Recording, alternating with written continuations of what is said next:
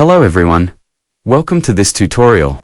In this video, we will discuss a fairly common problem, which is images that do not appear or do not appear in Gmail. Don't worry.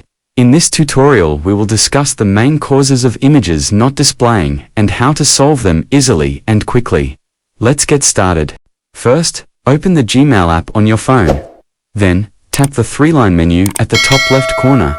Scroll down, then select Settings, and choose your email account. After that, scroll down until you see Images. Tap on that. Two options will appear.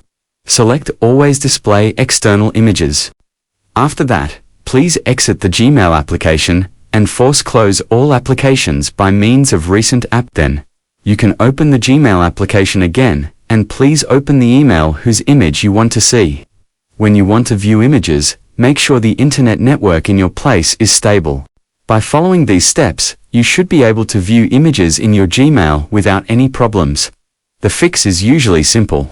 If the issue continues, try using Gmail in a different browser or device to isolate the cause. So, I think that's enough for this tutorial. If you have any questions, please let me know in the comments sections below. And if this video helped you out, don't forget to give thumbs up and subscribe to this channel for more tutorial video. Thanks for watching, and see you on the next video.